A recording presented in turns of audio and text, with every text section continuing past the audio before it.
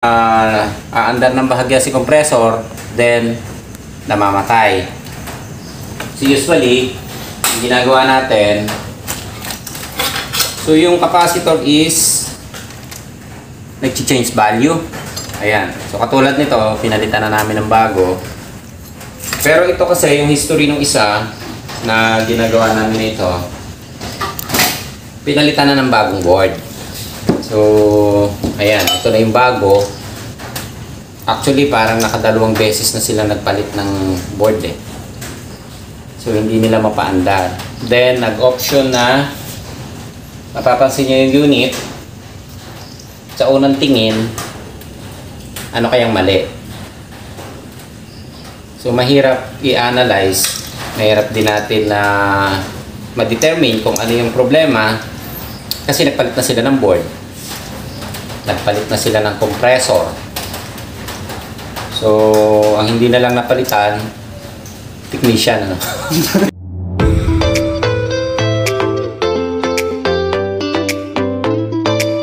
Okay, good day mga katek. So, mayroon kaming isang ipapakita sa inyo na ginagawa namin na actually Daikin. Ayan, so puro Daikin kasi sinalang namin kanina. Ito ang problema kasi nito. Makikita nyo,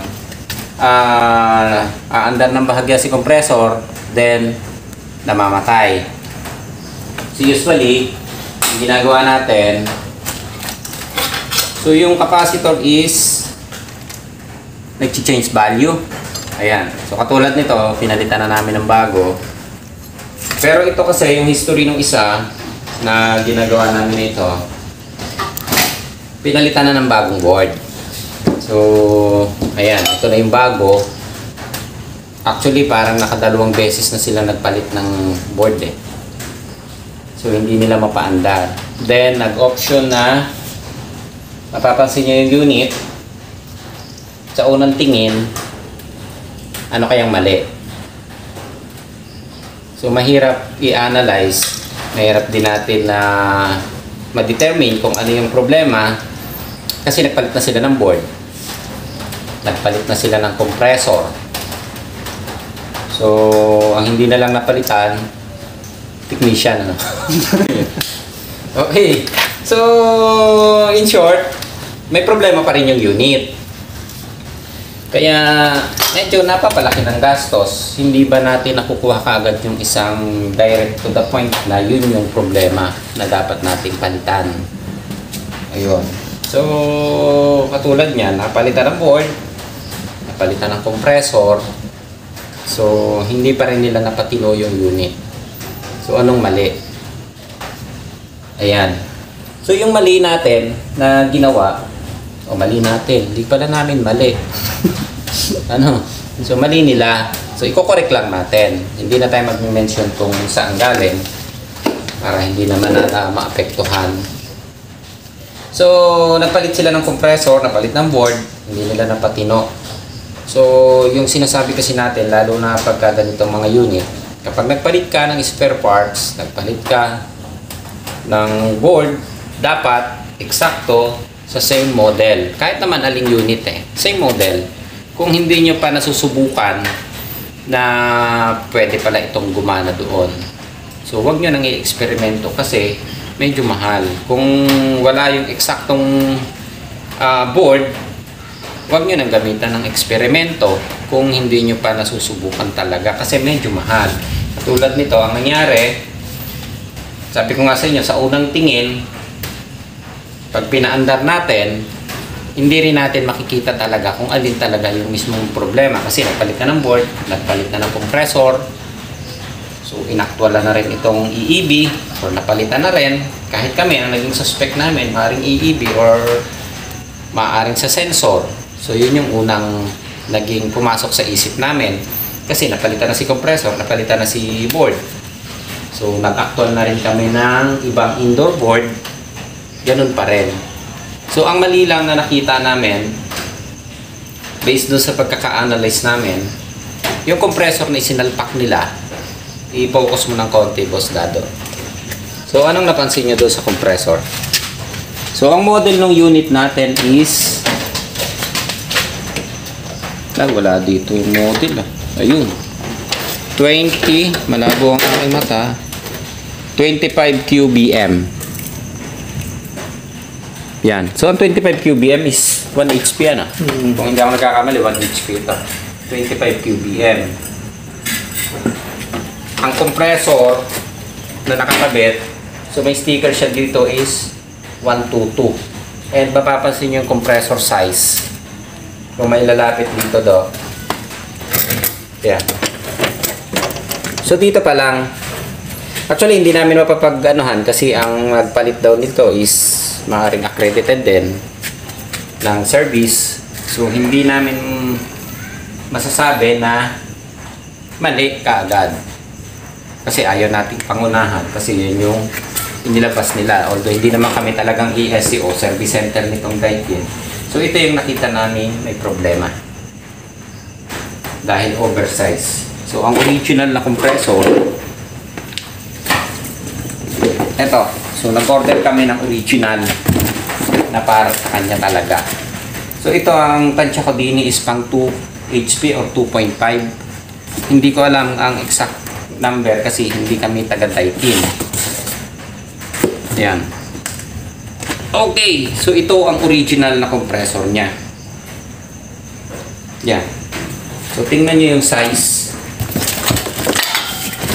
Yung pang 1 HP compare doon sa compressor. Ang laki ng diferensya. Although parehas ng paa, parehas ng tapping, parehas ng tubo. Pero ang pagkakaiba niya, syempre, maaaring hindi niya kayang ibumba ng diretso or hindi niya kayang paandarin dahil malaki ang compressor. So, oversize ang compressor. Ayan. Kaya nangyayari, mag-start siya, mamamatay ulit. So, sa ganito kasi, kaya sinasabi natin, kung ano yung tinanggal nyo, yun yung ibabalik nyo. Kung hindi nyo pa talaga na-experience na pwedeng gamitin para hindi kayo malakihan ng gastos. Kung wala, and pwede naman, wala naman bayad ang magtanong eh. Yun. Sa amin, ewan ko sa iba. Ayan.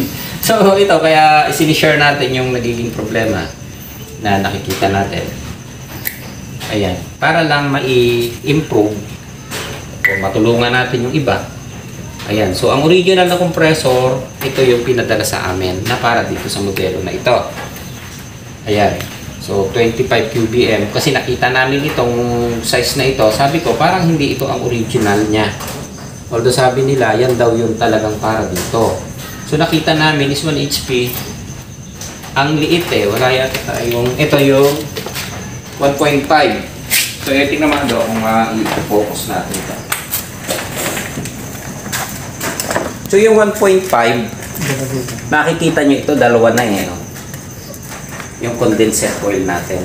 Dalawa. Pero ang size ng compressor is medyo maliit din. Hindi lang natin may focus kasi nandun. Yung board niya halos the same na gumagana dito. So, nagagamit namin na parehas. So, ang problema lang, yung compressor talaga na oversize. Ayan. So, makikita niyo yung coil niya. Oh. Condenser single lang. Yung double. 1.5 pa lang yun. Pero ang compressor niya, ganito pa rin lang kalaki ang ginamit. Compare mo naman din eh. Napakalaki naman. Laki na diferensya. Oh. Although pang Daikin din, pero ang diferensya. Ayan. So, hindi ko sure kung saan nila kinuha or kahit yung pagkakahinang napakaganda eh. Oh. Akala mo original na hindi pa napapalitan. So, syempre, kung katulad namin, naging third line service na kami, third line repair na kami, hindi rin namin malalaman na hindi ito yung original. Kasi hindi naman kami yung service center eh. So, na-analyze lang namin, compressor ang problema. Kasi hindi niya nga ma-drive. So, nagpalit na sila lahat. Ito nga, compressor, nagpalit din. Hindi rin mapaandar. So, ayan. Ang gagawin natin ngayon, papalitan natin ang compressor. Ayan, ang dami ko sinabi, papalit lang naman ang compressor. Ayan. So, paalala lang naman yun sa akin. Napaka-tuloy ako. Okay, so, tanggalin mo, boss. Ikaw na magtanggal. So, papatanggal ko lang yung compressor. babalikan namin kayo hanggang may assemble natin at mapairan natin kung tama ang naging findings natin. Okay? So, ipapalit natin itong bagong compressor. Ayan. Ilagyan mo na rin. Bubunutin natin. Okay. So, si Boss Patrick ang magbubunot ng compressor. Ayan. Wala namang karga to, ano? Wala naman, boss. Tinanggal yung hangin dito. Oo, boss. May hangin pa.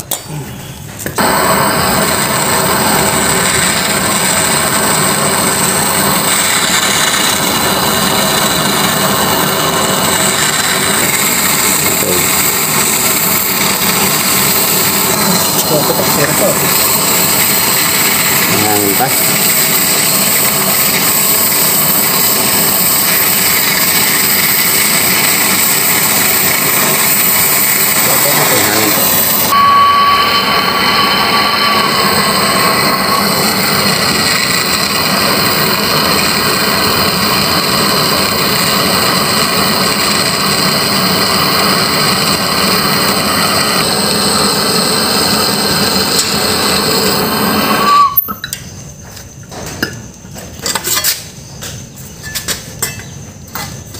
Ito naman.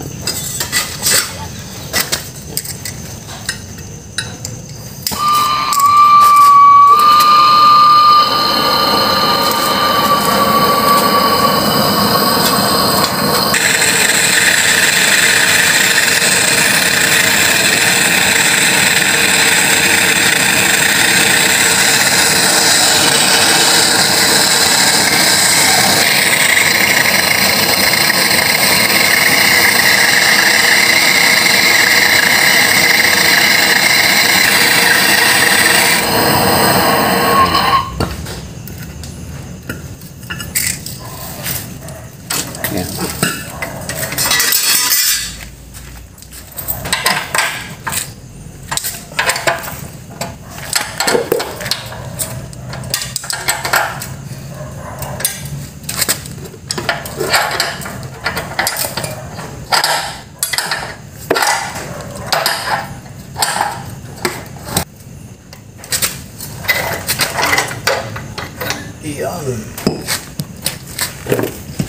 Ayan.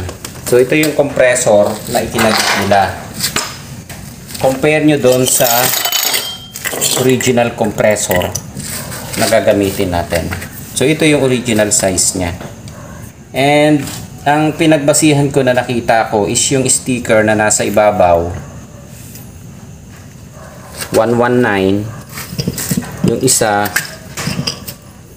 122. So, hindi ko alam kung ano yung reference na sticker na ito sa design nila. So, ito yung nakita ko na isang pagkakaiba. And, syempre, yung size. Ang laki ng diferensya.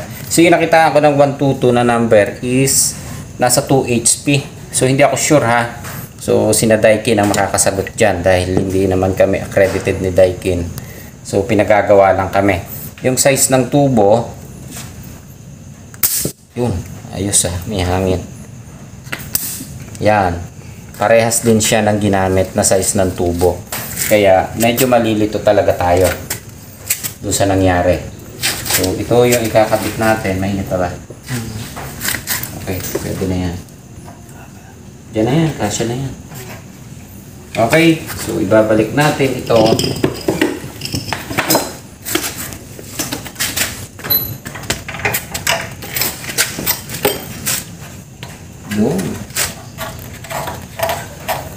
Okay, pasok. Ayan. Yes. So, yan. So, hindi ito ang original na nakakabit. So, nalito lang kami kasi ang sabi nila napalitan na. So, syempre, ang kinuha namin kung ano yung original na history. So, sabi nila nagpalit na ng compressor, nagpalit na ng board, nagpalit na ng EEB or nag-test na ng EEB.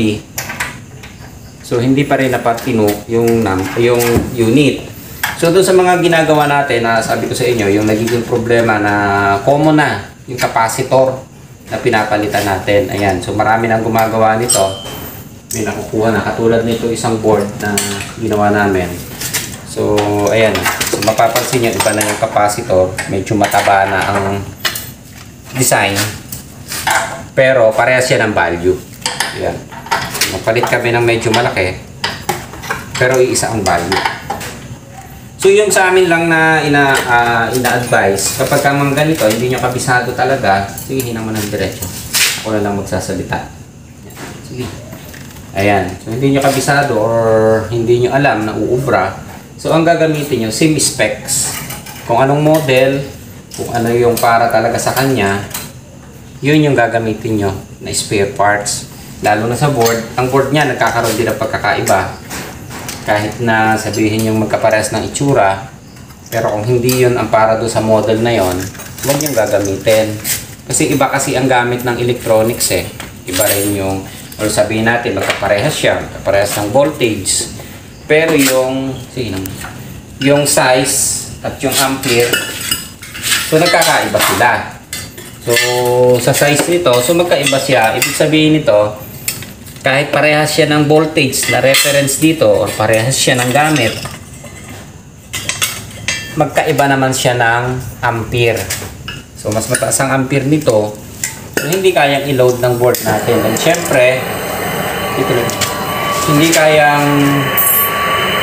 hindi match doon sa ating condenser at saka sa evaporator, yung compressor. Yun. Okay, so ikakabit lang ulit natin ito and titingnan natin kung anong lalabas.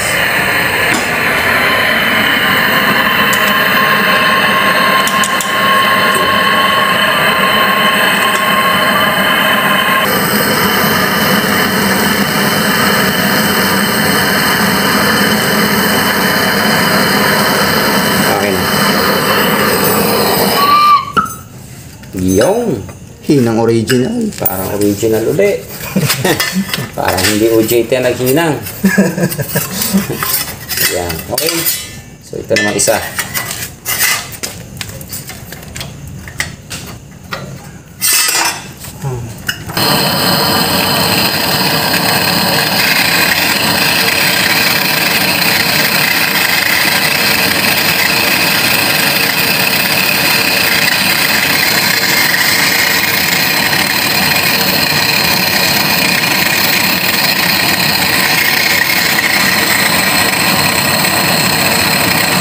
Okay.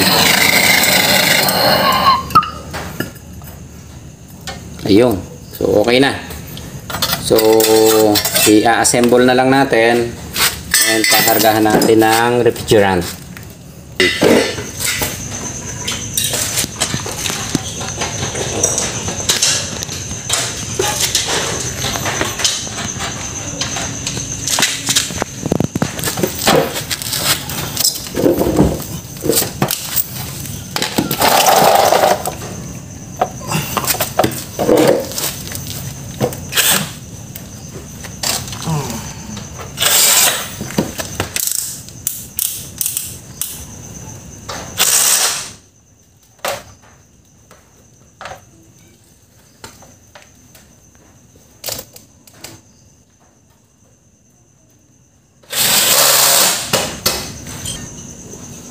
Yan, ganyan.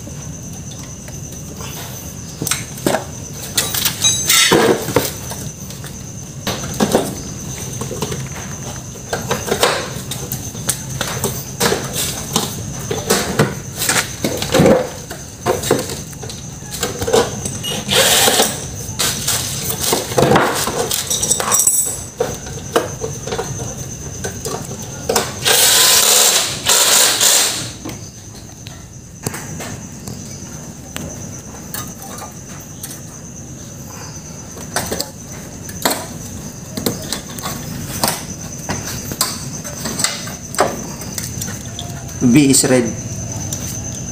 Yan. Tingnan ko nga. Tanggalin yung kamay mo. Ayan. Blue, yellow, red. Blue, W. Red is U. Yan, dali. Tama? Tama. Okay.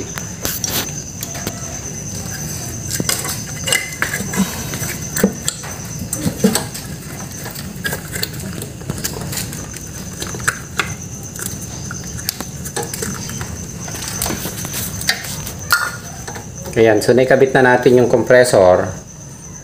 Naikabit na rin natin yung sensor and yung mga terminal. And take note nyo ha, yung sensor, hindi kayo pwede magkabaliktad dito lagi. Kung saan nakaposisyon, ayan, dyan nyo pa rin siya ilalagay.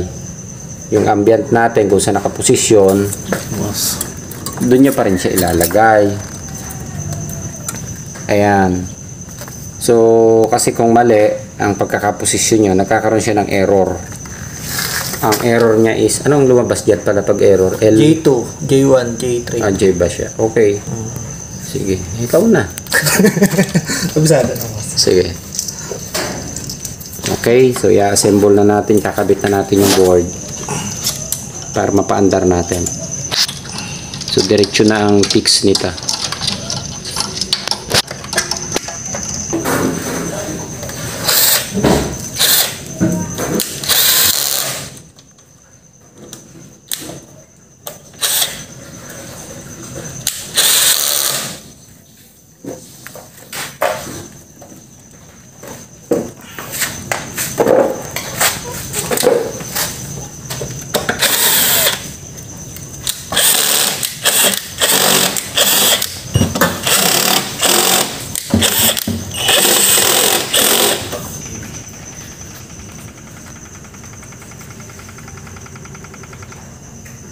Andar na iib. Mandar na, boss. Ayan, okay. So, pansamantala, pinaandar muna namin. Tingnan natin kung magra-run o aandar yung compressor natin na ikinabit. Ayan. So, tanggalin mo yung tubo. Ayan. Tigas. Ayan. Okay. So, tingnan lang natin kung magra-run na. So, nakakabit na siya. Ayan. So, yun yung indoor natin. Naka-on na rin.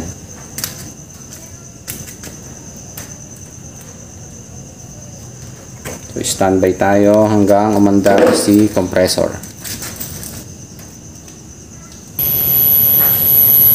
So, ayan, umandar na yung compressor natin. So, wala pa naman siyang karga. Mababa pa yung ampere natin. Yan. So, 0.4 lang siya, oh. Ayan.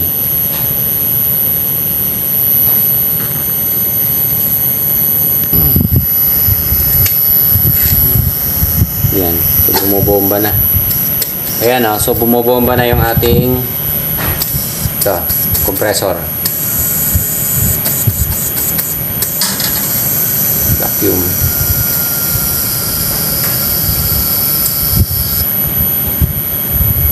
Yan. 0.5. So, napakababa ng ampere niya, oh. 0.5 lang, oh. Yan. Yan. So, umaandar ang compressor natin. Yan, oh. Okay. So, na-run na niya ng diretso yung compressor. Yung isa na pinagpalitan natin, kahit na ganito, na walang karga siya, hindi niya may andar ng diretso yung compressor. So, ito dire-diretso na siya. Okay, so i-off muna natin at kakargahan natin ang refrigerant. Okay, so ibabalik lang natin muna itong tubo at i-vacuum natin. Kung yung vacuum, boss, Pat. Ayan, so babacuumin na lang muna natin para makapagpasok tayo ng magandang refrigerant. Okay, saksak, boss, Pat. Ayan. So, ito yung aming antique na vacuum. Hindi ko pa na-aayos dahil busy tayo kagagawa ng lamesa. Puro lamesa. Ayan.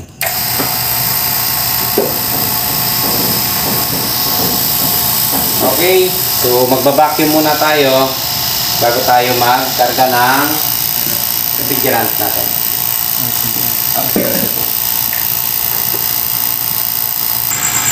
Ayan, okay. So naka 30 minutes na tayo na nag-vacuum. Hindi pa naman siya naka-install talaga, kaya pang-testing lang natin, kaya hindi ganun katagal yung vacuum natin. So ipo-close na natin para ma-test lang natin yung unit. Ayan. Okay, so ikabit nyo yung takip muna para mapa-andar natin.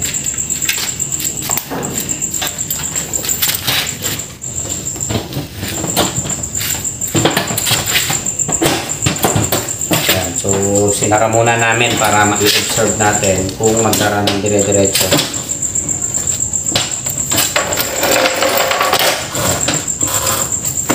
Lagyan mo lang ng isang screw lang muna.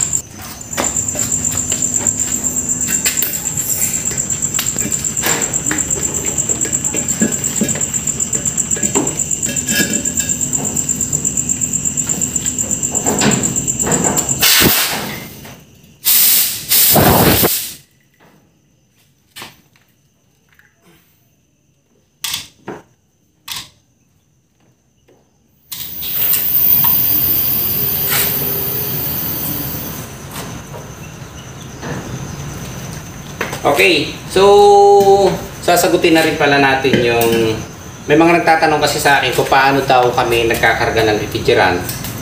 So sa 134A at 134A 410 and sa R32.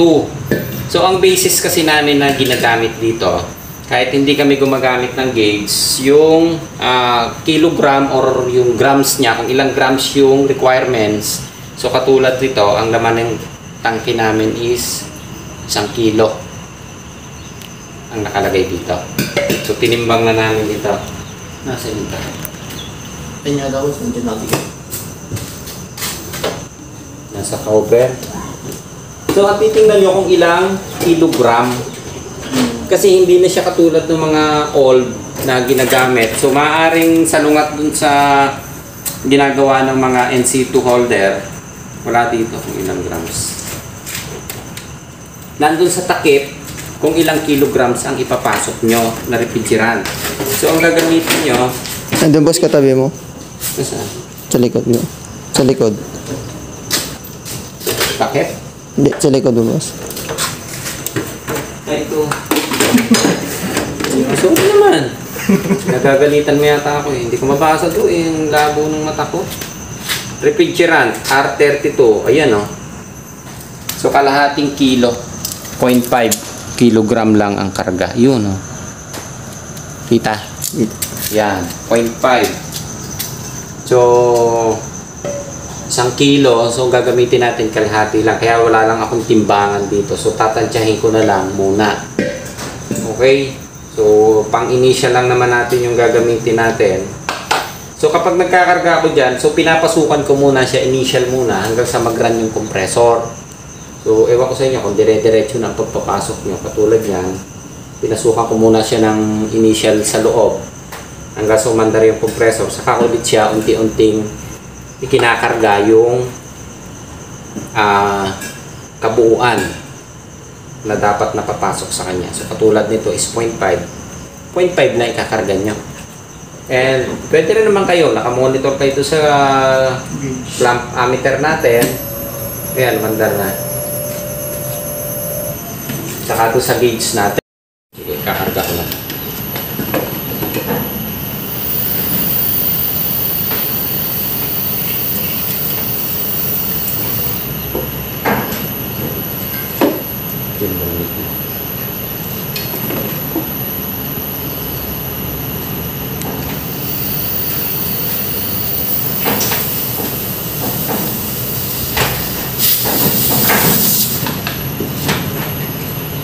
Ayan. So, ang ginawa namin, pinapasukan muna namin ang initial hanggang sa umandar yung compressor. So, may interval kami, usually 1 minute, 2 minutes. Depende. Or pag tumurbo na siya, saka mo rin siya pasukan ng karga. Huwag mong ipapasok ng bigla. So, sabi nila, kung nakataob daw o nakatihaya, So, depende sa inyo. Kung saktong kalahating kilo yung katulad nito, yung laman na ipapasok nyo na. So, yung kalahating kilo, ubusin nyo na yun. Bahala na kayo kung nakatuwad o nakatihaya.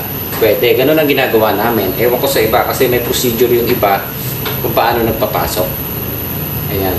So, ang ginagawa namin, tinitimbang namin kung ilan, katulad nito, 0.5, yun ang ipapasok namin. 0.5. Ayan. So, sa gauge kasi, hindi tayo pwedeng mag-base sa gauge eh. Kasi, ang andar ng compressor, hindi siya katulad nung conventional or yung basic na tinatawag natin, na isang speed ang andar ng compressor. Ito kasi nagbabago-bago ang speed. So, kapag nagbago ang speed ng compressor, nagbabago ang gauge natin. Kaya hindi natin siya pwedeng i-base doon. So, katulad nito, nagtuturbo na siya, bumababa ang ating gauge dito. Kita to dito. Ayan. So, katulad niya, nagpasok na tayo. Kanina, nasa 100 tayo. Nung tumurbo na yung andar niya, bumaba na siya sa 40 PSI na lang. Ayan. So, kapag bumabagal ang andar, so umaangat siya. Papasukan na ulit natin.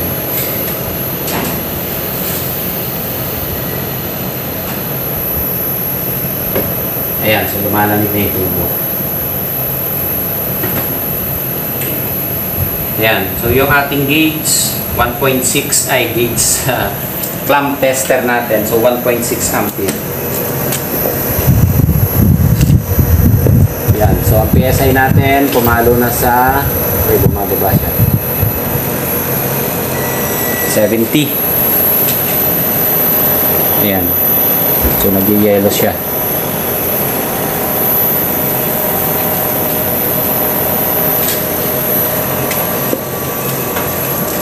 Tansyado ko naman ano. Ito yung tansyagram. So tansyagram ha. Pero gagamitan nyo ng kiluhan ha. Kami lang gagagamit ng ito ganito. Tansyagram. Okay. Yan. So ito naman hindi pa naman talaga naka-install yung unit. Gagamitin lang namin para maobserbahan namin. Yun, sayang pala dapat napaandar muna natin. Kaya lang nanghihinayang kami sa refrigerant kung paaandarin namin ng nakakabit yung original, ay yung dating compressor. Sayang, mahal eh. Medyo expensive. Yan. So, papasok natin ay wala pa. Nasa 1/4 na.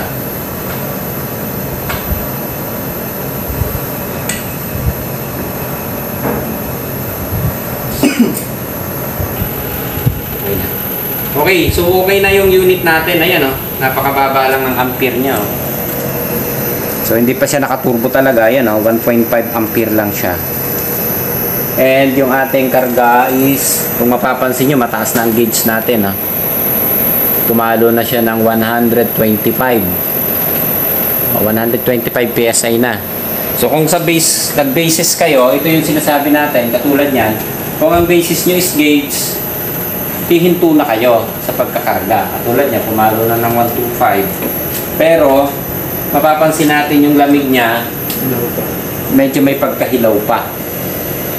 O may kalamyaan pa. Although malamig na siya, malamig na itong tubo, nag-moist na yung tubo. So, yung ipinapasok namin, katulad nito, ang naipapasok pa lang namin refrigerant, or wala tayong timbangan, maganda sana may timbangan eh. So, nasa 1/4 pa lang halos ito. Wala pa siya sa kalahating kilo. Ayan, tansya ko eh. Tansyagram ang ginamit ko.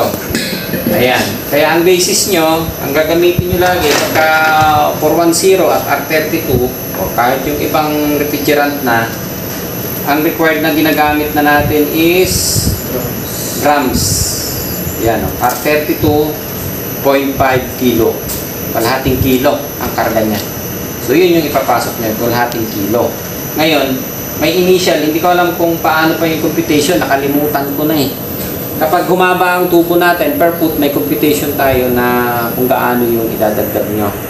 Pero kung mapapansin nyo naman, maganda na ang lamig. Usually kami, kung mga 20 feet ang tubo namin na ginagamit, usually hindi na rin kami nagdadagdag ng refrigerant kasi kaya na naman yung palamigin o maganda na ang lamig dun sa room.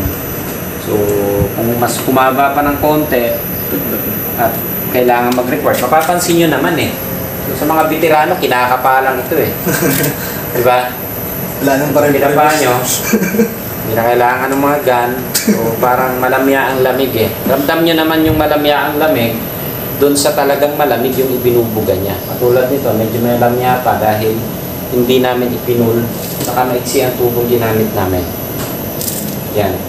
So, saka na lang kasi tatanggalin din naman ang karga pa nito dahil ipapaplasin namin doon sa pagkinabit na and ipababacuum. So, yung kinarga lang namin is initial lang. So, nasa 1/4 kilo pero yung aming gauge is pumapalo na ng 140. Ayan. Okay. So, okay na tayo dito. Malamig na. Ang ampere natin is 1.5, 1.6. Naglalaro siya. And ang tubo natin, malamig na. Ayan. So, ang mali na nakita natin, medyo maingay yata. Kapatay ko muna ha. Ayan. So, i-off ko muna para hindi gaano maingay. Okay. So, ang mali, yung compressor na isinalpak nila. Yan o. Napakalaki. Focus mo nga yun. Hindi ko kasi alam eh. Kung tama. Ayan. Para makita nyo din yung number. Ito. Kita boy? Kita pa. Ayan. So, ito yung number. Kaya i-focus ng mas malapit. Ayan. Ako na lalapit. Ako na mag-a-adjust. Ayan. Okay. And yung sticker sa ibabaw. 122. Ayan o. So, hindi ko alam kung sira talaga din yung compressor. Kasi sabi nila, yan daw yung akma para sa kanya. Pero ang pagkaka-analyze ko, hindi. Although hindi kami taga-Daikin, so alam ko hindi siya uubra na para dito. Ayan. So, kinabitan lang namin ang compressor na bago. Pinalit namin. Okay na siya. Nag-run na ng dire-diretso. Hindi katulad nito. Naandar siya kahit walang load ng refrigerant. Actually, nakadalawang load kami ng refrigerant dito dahil naging suspecha din namin is maaaring baka kakubarado kung tama ang compressor. So, ina-analyze lang namin kasi nakakabit na eh. Maganda ang hinang and sabi nila takma daw yung compressor. So, nag-base din muna tayo dun sa unang sinabi nila bago natin ina-analyze. Sabi ko, palitan natin ang compressor. So, yan, pagpalit natin ang compressor, okay na ang unit. Ayos na. Kaya yung aking advice lang, konting advice lang naman, kung ano yung tinanggal yung spare, kung ano yung specs, lalo na sa compressor at inverter ang gagamitin nyo, huwag kayong gagamit ng iba na hindi niya, kung hindi nyo pa na-experience na hindi siya umuubra, huwag nyo nang subukan. Masisira ang buhay nyo. Gagastos kayo. Huwag nyo nang subukan. Pero kung na-experience nyo, may nagsabi sa inyo na pwede, may nag-advise sa inyo na pwede, and legit naman yung nag-advise sa inyo, so saka nyo lang salpakan. Kahit doon sa mga board, kung hindi kayo nag-advise na hindi siya uubra na para doon, huwag nyo gagamitin. Okay? Kasi masisira ang negosyo nyo. Negosyo ha? Ayan. Okay na tayo. Ayan. And sa pagkakarga, ulitin ko lang ulit. Ang nagtasabi kasi kung nakatuwad ba daw ang compressor, nakataob, nakatihaya, tagilid. So, ang basis is kilogram. Bahala kayo kung gusto nyo ituwad o tagilid. Basta kami, ang sinusunod lang namin, ang ginagawa namin, hindi namin ipinapasok lahat. Pinapasukan lang namin ang initial na bahagya lang, tapos paandarin namin. Habang maandar ang compressor, nagra-run siya, saka namin unti-unting pinapasukan ng karga para hindi siya nabibila o nabibilaukan. Ayan.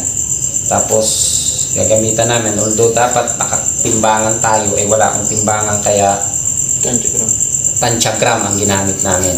Ayan. So, naipasok namin 1/4 lang dahil tatanggalin din naman namin dito. So, okay na naman siya. Nag-run na. Hindi na siya katulad ng isa na namamatay. So, hindi na lang namin na ipakita na pinaandar ito. Okay. Ayos.